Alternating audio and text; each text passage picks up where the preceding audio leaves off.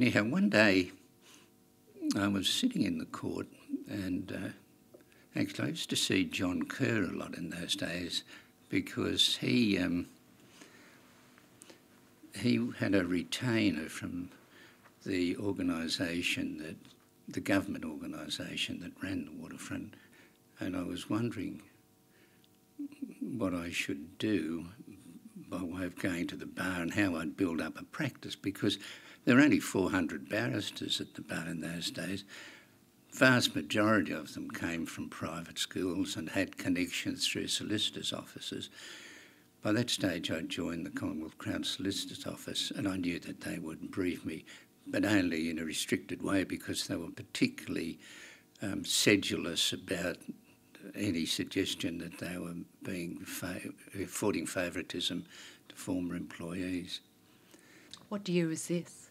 Well, this would have been about 49.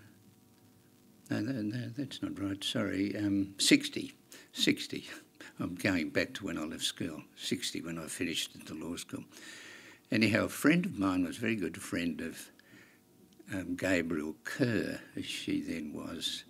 I think she was John's oldest sister, and she had told her father that I was thinking of coming to the bar, and he said, "Oh, if you'd like him to come down and talk to me, I'd only be too happy to do that." So I rang him up, and they lived down at Kissing Point Road in those days at Tarramurra, and he said, come over on Sunday afternoon. So I drove down to 100 Kissing Point Road. I can still remember the address, and got out of my old car and went in, and there was the great man, because he was a very impressive-looking man, very tall, well-built, with great shock of white hair, and he was raking the lawn. And with my youthful inexperience, I said to him, "I thought you would pay someone to do that." And he said, "I can afford to, but I find it suits my contemplative nature."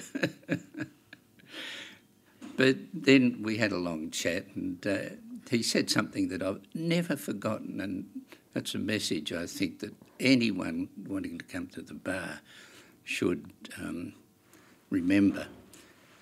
He said, "You want to remember," because I was talking about other barristers, and you don't want to come to the bar on the basis that you're going to be like John Kerr or Lester Mears or Garfield Barwick or whatever.